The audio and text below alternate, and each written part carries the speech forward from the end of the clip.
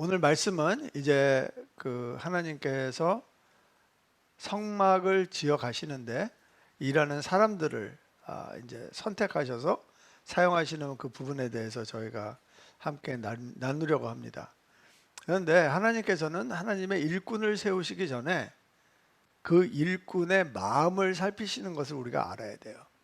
왜냐하면 하나님께서 그 하나님의 일꾼들을 선택하시기 전에 그 공동체들에게 그들이 가지고 있는 그런 성막에 쓸 재료들을 가지고 오라고 명령하십니다. 여러분들 왜 헌금하세요? 우리는 헌금하는 목적이 여러 가지가 있죠. 우리가 11조를 말씀에서 하라니까 우리가 11조도 드리는 거고, 기쁜 마음으로 드리는 거고, 온전한 마음으로 드리죠. 그런데 하나님께서는 특별한 이유가 있으세요. 왜냐하면 하나님은 공동체가 한 마음으로 묶이는데, 그 한 마음으로 묶어 주실 때 뭐를 하시냐면 물질을 통해서 하신다는 거예요. 여러분들과 제가 매주 같은 공동체에다가 헌금을 드린다는 것은 하나님께서 돈을 모으시는 게 아니라, 물질을 모으시는 게 아니라 우리의 마음을 모으신다는 걸 믿으시기 바라요. 왜냐하면 우리의 마음은 우리의 보화가 있는 곳에 있기 때문에 그래요. 그래서 우리가 하나님 앞에 헌금을 드릴 때 저희 마음도 하나님 앞으로 놓여지게 되는 거예요. 하나님께서는 그 공동체를 그렇게 하나로 만들어 주시는데, 그 하나로 된 공동체에 균열이 생길 수가 있어요. 그 균열이 뭐냐면 바로 그거를 탐심이라고 합니다.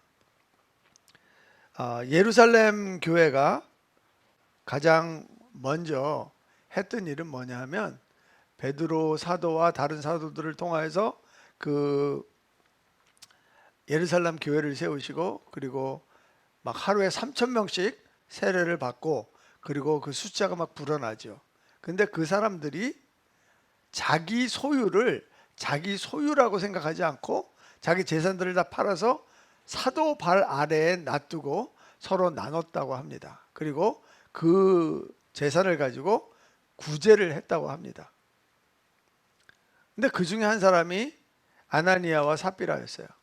아나니아 삽비라는 제가 생각할 때는 좋은 마음을 가지고 자기 재산을 다 팔아서 교회에다 드리려고, 하나님께 드리려고 생각을 했던 것 같아요. 근데 팔고 나니까 약간 생각이 바뀌는 거죠. 그래서 탐심이 생깁니다. 그래서 그거를 다 드리려고 하다가 그래도 요만큼은 우리가 좀 남겨놓고 나머지를 드리자, 그런 거예요. 그런데 하나님께서는 그걸 알고 계셨고요, 사도 베드로를 통해서 그들에게 책망하십니다. 뭐라고 책망하시냐면, 이 소유가 내 것인데 내 마음대로 할 수 있었는데 왜 이 일을 내 마음에 두었느냐. 뭐를 두었다는 거예요? 탐심을 두었다는 거죠. 하나님께서는 이 공동체를 한 마음 한 뜻이 되게 하시고 하나님의 말씀을 따라 가게 하시고, 그런데 그 과정에서 하나님은 물질을 통하여서 우리를 하나로 만들어 주신다는 거예요. 그러면 하나님께서는 그럼 일꾼을 세우시기 전에 어떻게 우리를 부르시느냐 되게 중요하거든요. 그리고 하나님의 일꾼들을 한 지체로서 한 몸을 이끌어갔는데 어떻게 사용하시는가, 그런 것들에 대해서 오늘 함께 나누려고 합니다. 첫 번째는 하나님께서는 우리를 동역자로 부르셨다는 거예요. 오늘 제목은 일꾼이지만 하나님이 저희를 일꾼으로 부르셨지만 우리의 지위는 하나님과 동역을 하는 사람들이라는 거예요. 뭐 그거야 뭐 다 알고 계시죠. 그런데 하나님께서 왜 굳이 아무것도 아닌, 힘도 없고 능력도 없는 왜 우리를 부르셔서 동역을 하시려고 할까? 그런 의심이 생기게 돼요. 하나님은 전지전능하시고 못하는 일이 없으신데 왜 우리를 사용하시냐는 거죠. 왜 우리와 굳이 같이 같이 일을 이루어 가시기를 원하시는지 우리가 알아야 된다는 거예요. 하나님 사실 이런 걸 우리가 생각해 볼 수 있어요. 우리가 하나님을 도와드리는 게 도움이 될까요? 안 될까요? 제가 볼 땐 별로 도움이 안 될 것 같아요. 성경을 봐도 사람이 하는 일은 다 문제가 있어요. 그렇죠? 그런데 하나님은 우리와 동역하시기로 작정하셨어요. 근데 그 이유를 저는 에베소서 1장 23절에서 찾습니다. 에베소서 1장 23절, 교회는 그의 몸이니 만물 안에서 만물을 충만하게 하시는 이의 충만함이니라. 사실 이 구절은요, 되게 난해한 구절이에요.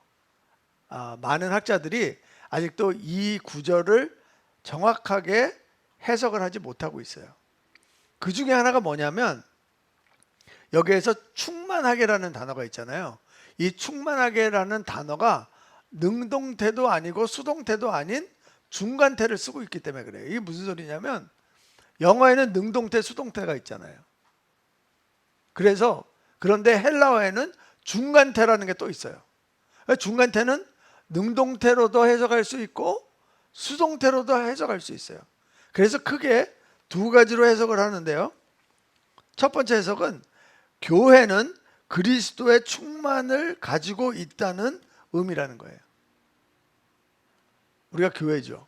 이 교회 안에 벌써 그리스도의 충만함이 이 교회를 꽉 채운다는 거죠.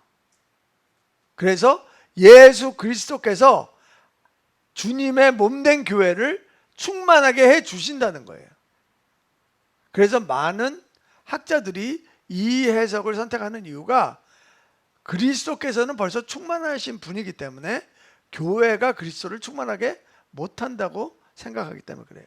신학적인 오류가 발생하기 때문에 그래요. 미리 말씀드렸지만 두 번째 해석이 바로 그거예요. 그리스도께서 교회를 충만하게 하는 것이 아니라 교회가 그리스도를 충만하게 한다는 거예요. 그런데 사실 헬라의 원문을 보면 이 문맥이 더 맞아요. 교회가 그리스도를 충만하는 게 더 맞아요. 그런데 학자들은 이 해석을 잘 쓰지 않아요.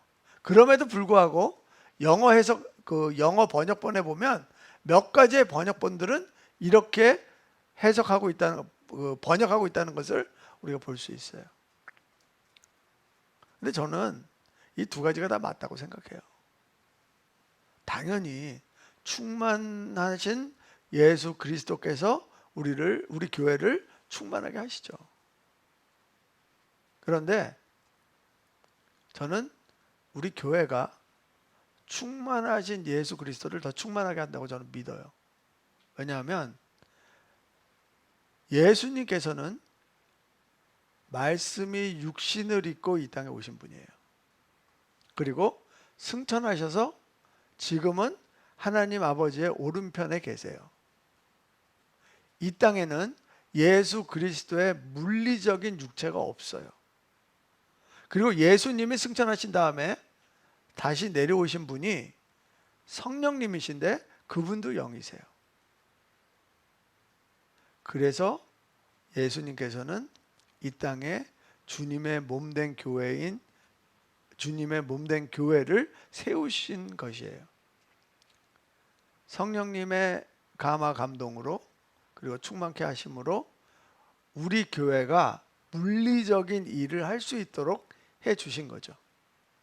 그래서 우리가 성령님의 인도하심으로 말씀에 순종해서 우리가 그런 일들을 해 나갈 때, 물리적인 일들을 해 나갈 때 우리는 그리스도의 손과 발이 될 수 있고요. 그리고 그 일어나는 일들로 인하여 예수 그리스도가 충만하게 될 수 있다는 거죠.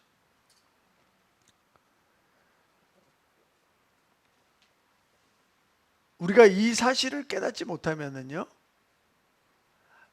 우리가 하는 일에 대해서 별로 의미를 찾을 수가 없어요. 거기에 대해서는 마지막에 가서 더 말씀드리도록 하겠습니다. 그러면 하나님께서 우리를 동역자로 부르시는데 부르시는 방법이 몇 가지가 있다는 거예요. 하나님께서 하나님의 일꾼들을 부르실 때는요, 그냥 대강 네가 여기 와서 좀 할래? 이렇게 얘기 안 하세요. 반드시 우리 이름을 부르시고 지명하여 부르세요. 부살레를 부를 때 하나님께서 그의 이름을 지명하여 불렀다 그랬거든요. 그래서 하나님, 우리가 세 가지의 방법을 볼 텐데 그 세 가지 방법 모두 다 하나님께서는 우리를 지명하여 부르신다는 거예요. 그러면 세 가지 방법이 뭔지 출애굽기 36장 1절 한번 보도록 하겠습니다. 부살렐과 오홀리압과 및 마음이 지혜로운 사람 곧 하나님 여호와께서 지혜와 총명을 부으사 성소에 쓸 모든 일을 할 줄 알게 하신 자들은 모두 여호와께서 명령하신 대로 할 것이니라. 여기 보면 부살렐과 오홀리압과 및 마음이 지혜로운 사람이라고 했어요. 제가 이 말씀을 묵상하면서 하나님께서는 세 가지의 방법으로 우리를 부르시는구나, 제가 그렇게 생각을 했던 겁니다. 첫 번째는 하나님께서 우리를 부르실 때 물론 지명해서 부르시지만 직분으로 부르신다는 거예요. 여러분들이 가지고 있는 그 직분이요, 그게 여러분들이 그냥 만드신 게 아니고요, 여러분들이 그냥 차지하신 게 아니고요, 하나님이 부르신 거예요. 그 직분이 바뀔까요? 안 바뀔까요? 네, 바뀝니다. 여기에는 목사도 있고요, 사모도 있고요, 집사도 있고요, 장로도 있고요, 형제 자매도 있어요. 근데 그 직분이 그게 다가 아니라는 거죠. 아들도 될 수 있고요, 아버지가 될 수도 있고, 남편이 될 수 있고, 학생일 수도 있고, 직장일 수도 있고, 사업체의 주인일 수도 있고, 이 모든 직분들이 다 하나님이 부르신 직분이라는 걸 믿으시기 바라요. 왜냐하면 하나님께서는 그런 직분을 통하여서 질서를 세워 가시기 때문에 그래요. 자, 하나님이 모세를 통하여서 장막에 대한 모든 설명을 다 해주셨어요. 그리고 이스라엘 백성들이 전부 다 그 하나님 앞에 헌물을 드렸어요. 그리고 이제 성막을 지을 수 있는 사람을 선택해야 되는데 하나님께서는 모세에게 말씀하셨지 부살렐에게 말씀하지 않으셨다는 거예요. 출애굽기 35장 30절을 보면 이런 말씀이 있어요. 모세가 이스라엘 자손에게 이르되 볼지어다 여호와께서 유다 지파 훌의 손자여 우리의 아들인 부살렐을 지명하여 부르시고, 그런데 여호와께서 부살렐한테 부르신 게 아니에요. 모세를 통하여서 부살렐을 부르셨고요, 그리고 이스라엘 백성 앞에서 부살렐을 부르셨어요. 하나님께서는 공개적으로 우리를 부르세요. 근데 그게 직분을 통해서 그렇게 하신다는 거죠. 그리고 그 직분을 통해서 하나님의 일을 하는데 하나님의 일의 질서를 세우시기 위해서 그렇게 한다는 것을 저희가 볼 수가 있습니다. 그거를 어디서 볼 수 있냐면, 모세가 이제 자기의 사역을 거의 다 마치고 자기의 리더십을 차세대로 이양해 줘야 되는데 하나님께서 여호수아를 부르시는 거예요. 그런데 마찬가지로 여호수아를 부르실 때 모세를 통하여서 여호수아를 부르시는 거예요. 그 안수하는 장면을 잠깐 보면은요, 신명기 34장 9절 말씀입니다. 모세가 눈의 아들 여호수아에게 안수하였으므로 그에게 지혜의 영이 충만하니 이스라엘 자손이 여호와께서 모세에게 명령하신 대로 여호수아의 말을 순종하였더라. 하나님께서는 여호수아의 말에도 순종할 수 있도록 공개적으로 여호수아를 부르시고 직분을 주시고 이스라엘 백성들을 이끌어가게 하신다는 거죠. 사도 바울도 이런 말을 합니다. 골로새서 1장 25절에 보면 내가 교회의 일꾼이 된 것은 하나님이 너희를 위하여 내게 주신 직분을 따라 하나님의 말씀을 이루려 함이니라. 우리가 직분 받은 것은요, 하나님의 일을, 하나님의 말씀을 이루려고 우리에게 직분을 주셨다는 거예요. 그런데 사도 바울도 마찬가지로 나에게 직분을 주셔서 너희들에게 너희들을 섬기라고 했다는 것을 설명하고 있는 거죠. 두 번째, 하나님께서는 우리의 마음을 감동시켜서 부르신다는 거예요. 사실 그 하나님께서 예물을 받으실 때 거기에 보면 마음이 감동한 사람들이 계속 나와요. 한 5번 정도 나오는 것 같아요. 하나님께서는 우리에게 뭐 물질을 드린다든지 헌신을 하든지 아니면 무슨 일을 하든지 간에 하나님께서는 우리의 마음에 감동을 주세요. 35장 34절 말씀에 보면 또 그와 단지파 아사막의 아들 오홀리압을 감동시키사 가르치게 하시며, 이런 말씀이 있어요. 아까 말씀드린 대로 부살렐은 외적으로 하나님께서 부르셨다 그랬어요. 총책임자로 부르셨다 그랬어요. 근데 여기에 보면 그것은 외적으로 불렀지만 내적으로는 부살렐도 하나님의 감동을 받았다는 거예요. 그리고 오홀리압도 하나님의 감동을 받아서 그 일에 참여하게 됐다는 거예요.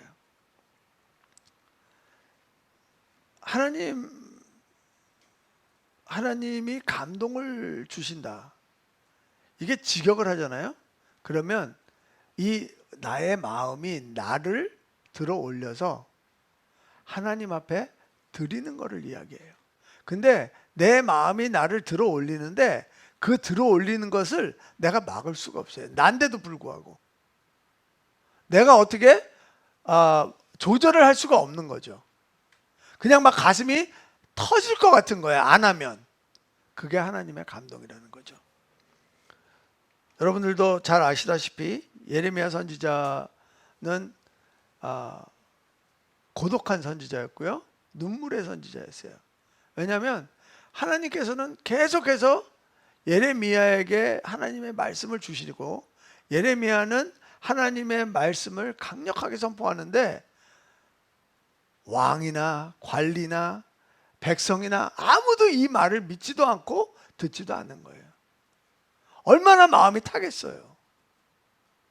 그 예레미야가 그렇게 하나님의 말씀을 선포할 때 할 때마다 자기를 가두고 자기를 박해하고 압제하고, 그러니 하나님의 말씀을 전하고 싶겠어요? 하기 싫었겠죠. 그런데 그런 예레미야의 마음속에 하나님의 감동이 있는 거예요. 예레미야 20장 8절과 9절 한번 보도록 하겠습니다. 내가 말할 때마다 외치며 파멸과 멸망을 선포함으로 여호와의 말씀으로 말미암아 내가 종일토록 치욕과 모욕거리가 됨이니이다. 내가 다시는 여호와를 선포하지 아니하며 그의 이름으로 말하지 아니하리라 하면 나의 마음이 불붙는 것 같아서 골수에 사무치니 답답하여 견딜 수가 없나이다. 하기 싫어요. 선포하기 싫어요. 할 때마다 나한테 부당한 일이 일어나요. 그런데 안 하려고 하니까 내 마음속에서 하나님의 감동이 있어서 이걸 안 하면 내가 미치는 거예요. 내가 이걸 안 하면 심장이 터지는 것 같은 거예요. 그게 하나님의 감동이에요. 여러분 삶에 하나님의 감동이 임하시기 바랍니다. 이 감동은요, 어떻게 주체할 수 없어요. 해야만 돼요. 이 감동이 없어지는 날이 언제인 줄 아세요? 하나님의 날이, 하나님의 일이 이루어질 때. 그리고 또 새로운 감동을 주시는 거죠.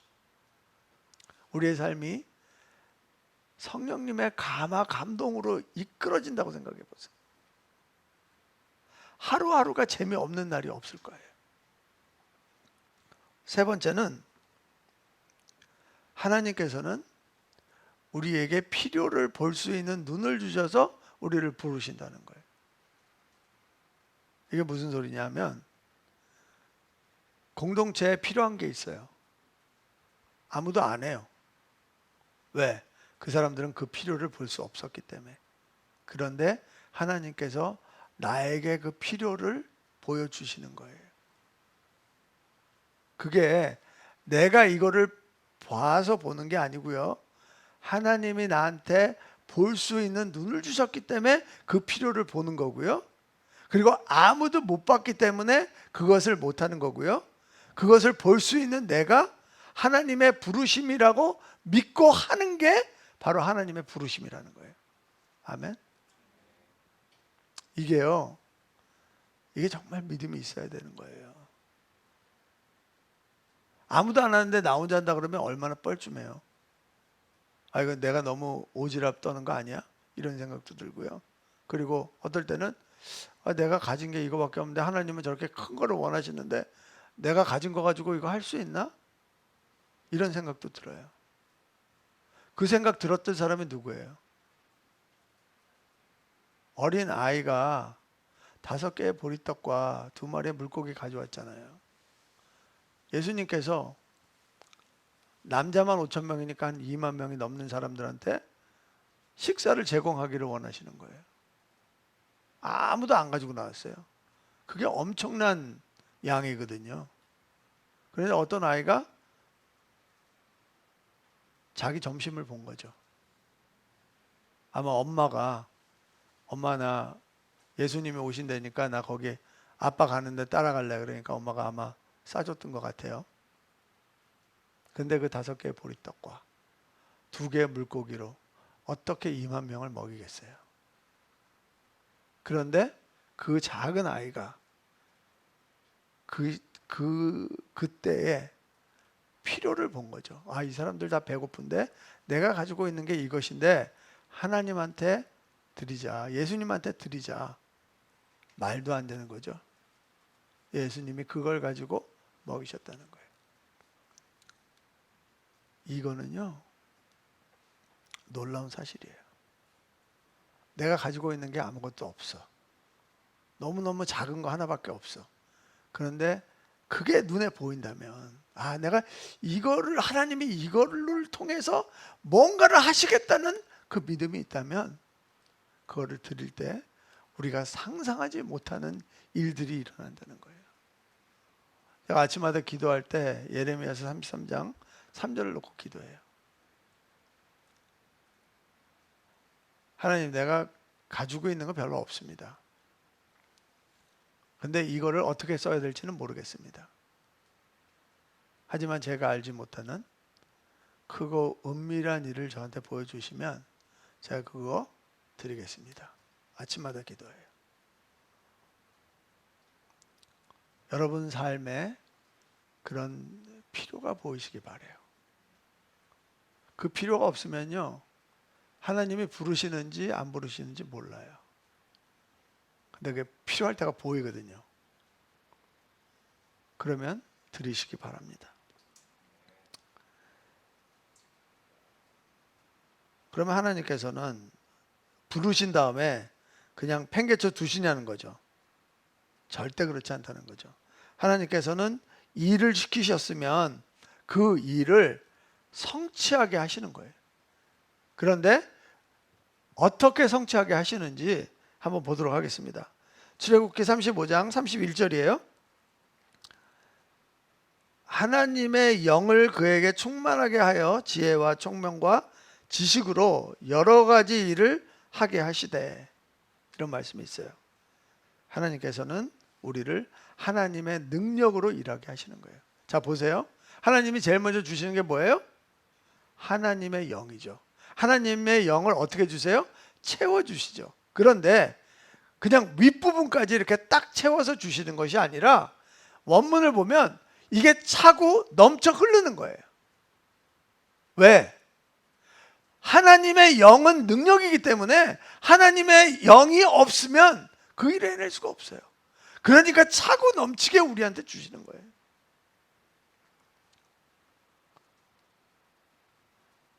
우리가 가끔가다 이런 착각을 합니다. 아, 저 사람이 하는 거는 되게 중요한 일 같고 내가 하는 일은 별로 가치 없는 일 같은데, 아, 이게 뭐 저 사람은 맨날 좋은 일만 하고 나는 맨날 허들의 일만 하고, 이렇게 생각할 때가 있어요. 그런데 하나님의 일에 대한 가치는요, 그렇게 정하지 않으신다는 거예요. 디모데후서 2장 20절과 21절에 보면 큰 집에는 금그릇과 은그릇뿐 아니라 나무그릇과 질그릇도 있어 귀하게 쓰는 것도 있고 천하게 쓰는 것도 있나니, 그게 맞다는 거예요. 금그릇, 은그릇 다 귀하게 쓰는 거고요. 질그릇, 나무그릇 천하게 쓸 수 있다는 거예요. 그런데 하나님이 주시는 가치는 그게 아니라는 거예요. 21절, 그러므로 누구든지 이런 것에서 자기를 깨끗하게 하면 귀 쓰는 그릇이 되어 거룩하고 주인의 쓰심에 합당하며 모든 선한 일에 준비함이 되리라. 하나님의 영은요, 깨끗한 그릇에 부어져야 돼요. 깨끗하지 않으면 부어 주실 수가 없어요. 그래서 공동체에서 예물을 모을 때도 거기에 균일이 생기지 않도록 탐심이 있는 사람들을 제거하시는 거예요. 그리고 나서 우리에게 필요한 지혜와 총명과 지식을 주셔서 하나님의 일을 완성해 나가시는 거예요. 이게 교회에서만 일어나는 일이 아니라는 거죠. 이게 내 가정에서, 내 학교에서, 내 직장에서, 내 사업체에서 일어난다는 거예요. 하나님께서는 우리를 부르신 그 자리에서 하나님의 일을 성취해 나가시는데, 그 성취할 수 있는 모든 것을 다 채워주신다는 거예요. 언제? 우리가 깨끗하게 하나님 앞에 나갈 때.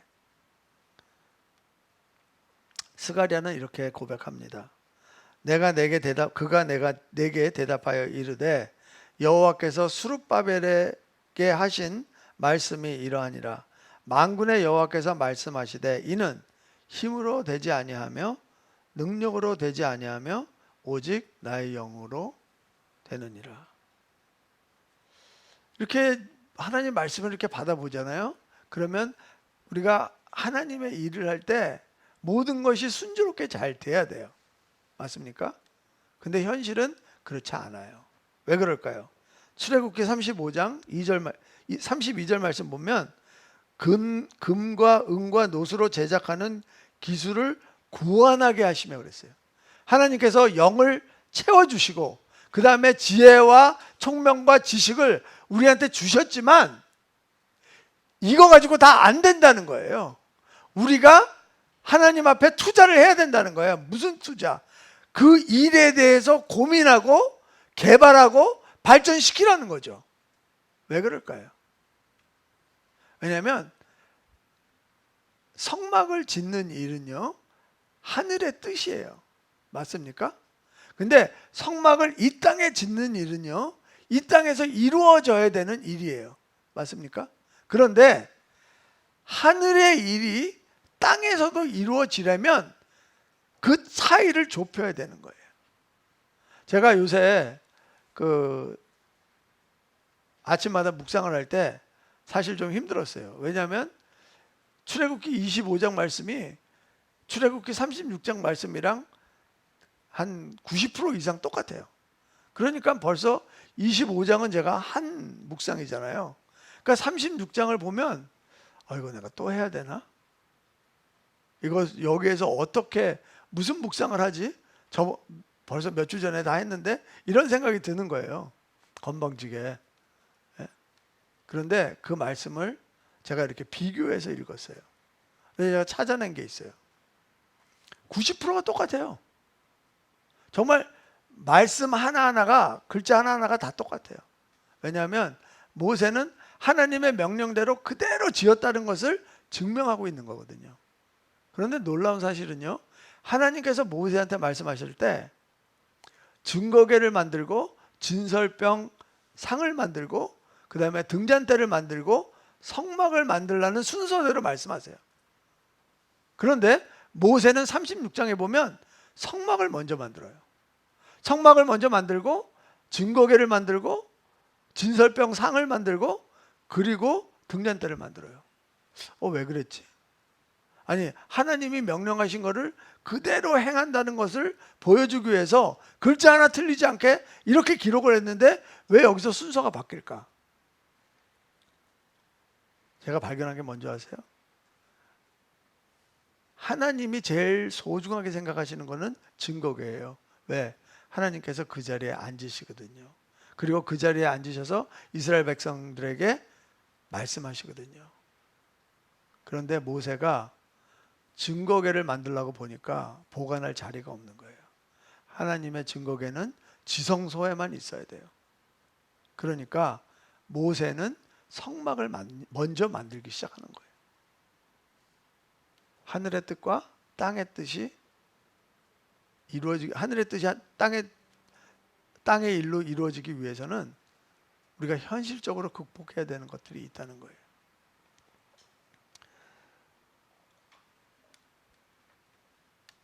우리가 직장에서 일을 하잖아요. 여러 가지 일들이 많아요. 우리가 교회에서 일을 하잖아요. 여러 가지 일들이 많이 일어나요. 왜? 하늘의 뜻이 땅에서 이루어지기 때문에 그래요. 그런 것들을 누가 극복해야 돼요? 하나님께서는 우리 보고 극복하라 그러시는 거예요. 물론 하나님이 함께 해 주시지만, 말씀으로 위로해 주시지만 그거를 감당해야 되는 몫이 우리 몫이라는 거예요. 저희 막내딸이 요새 풀타임으로 일을 해요. 벌써 한 달이 넘었네요. 얘가 이제 일 끝나고 집에 오잖아요. 그러면 저녁을 먹으면서 그냥 자기가 일어난 일에 대해서 다 얘기해 주는 거예요. 예, 그거를 들으면서 무슨 생각을 했냐면, 하루는 갔다 오면 막 그냥 너무 기쁜 거예요. 나 이런 것도 배우고 저런 것도 배우고 막 너무 기뻐하는 거예요. 그런데 또 어느 날은 풀이 죽어서 와요. 아, 내가 이거 실수해갖고 다 망쳤어. 막 이러면서 그렇게 오는 거예요. 아, 감사하다. 하나님께서 쟤를 직장을 통해서 성장하게 하시는구나. 자, 따라해 보세요. 우리의 일터는 우리의 신앙이 묻어나오는 곳이다. 네. 그냥 우리는 직장에 가서 일하는 게 아니에요. 그냥 돈 버는 게 아니에요. 왜냐하면 우리가 직장에 나가서 그냥 돈만 벌어 오잖아요. 그러면 우리가 어떻게 돼요? 우리도 모르는 사이에 돈의 종이 되는 거죠. 만약에 내가 사업을 하는데 그거를 돈을 벌려고 한다면 그거는 나도 모르는 사이에 일의 노예가 되는 거예요. 여러분 오해하지 마세요. 돈이 필요 없다는 게 아니에요. 필요해요. 그렇지만 그 돈을 버는 방법에 대해서 말씀드리고 있는 거예요. 어떻게 돈을 벌 것인가? 내가 그 직장에서 아니면 내가 학생으로서 공부할 때 내가 정말 교수나 내 친구들한테 줄을 섬기듯이 하면서 할 것인가? 아니면 내 직장에서 내 상사한테 내 동료들한테 줄을 섬기면서 할 것인가? 나의 거래처에 내가 줄을 섬기듯이 할 것인가? 제가 말씀드리고 있는 것은 그거예요. 왜 그게 중요하냐면 하나님께서는 우리에게 우리가 하고 있는 그 일 자체에 새로운 의미를 부여하시기 때문에 그래요. 예수님께서 이런 말씀하세요. 요한복음 15장 15절 말씀입니다. 이제부터는 너를 종이라 하지 아니하리니 종은 주인이 하는 것을 알지 못함이라. 너희를 친구라 하였노니 내가 내 아버지께 들은 것을 다 너희에게 알게 하였습니다. 여러분, 종과 친구의 차이점을 분명히 말씀하시죠. 뭐냐면 종은 큰 그림을 볼 수 없어요. 종은 시키는 것만 하는 게 종이에요. 그런데 우리가 그런 존재가 아니라는 거죠.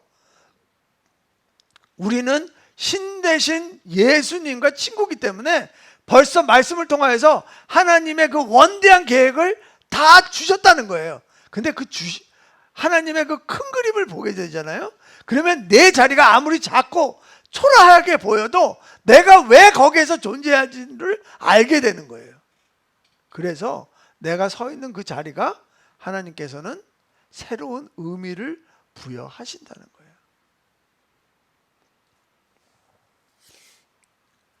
저는 안타까운 게 있어요. 뭐냐면 특히 한인 이민교회에서 말씀을 배우려고 하는 그 열정과 의지는 너무 감사하게 생각해요. 많은 사람들이 성경을 알고 싶어하고 성경을 공부하고 싶어해요. 그런데 일하는 거에 대해서는 관심이 별로 없어요. 제가 얘기하고 있는 것은요, 꼭 교회 일만 얘기하는 것이 아니라 일터나 직장이나 사업체에서 일하는 것도 마찬가지예요. 우리들은요, 이런 생각이 있어요. 하나님의 일은 거룩한 일, 내가 하는 일은 그냥 돈벌이. 이렇게 생각하시는 분들이 많은 것 같아요. 근데 그렇지 않다는 거예요. 하나님은 하나님의 일이 곧 우리 삶에서 하는 그 일이라는 거죠. 그리고 우리가 무슨 일을 하든지 간에 하나님의 그 거대한 원대한 복음의 계획에서 우리가 어디에 서 있는가를 보기를 원하시는 거예요. 괜히 예수님이 우리를 친구라고 부르시는 것이 아니라 그 계획 속에서 함께 움직여가기를 원하시기 때문에 그렇다는 거예요.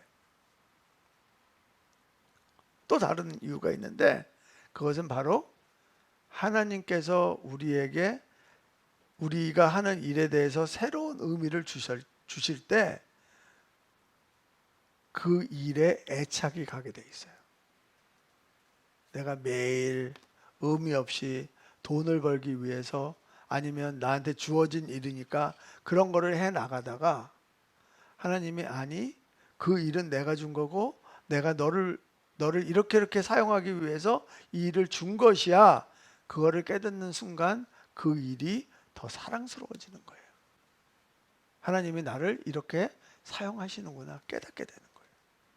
그리고 내가 그 일이 아무리 하찮은 일이라도 나한테 자부감이 생기게 되는 거예요. 여러분들 하나님의 일꾼이시라는 거 믿으세요? 네, 여러분들 하나님의 예수님의 친구입니다. 그리고 친구로서 함께 동역하시기를 원합니다. 오늘 이 순간부터 만약에 여러분들이 그렇게 하지 않으셨다면 지금 이 순간부터 여러분들이 하고 계시는 그게 직장 생활이 됐던 사업이 됐던 사역이 됐던 학생이 됐던 새로운 의미를 부여받으시기 바라요. 그리고 하나님 앞에 신실하게 쓰임받는 그런 귀한 종이 되시길 주님의 이름으로 축원합니다.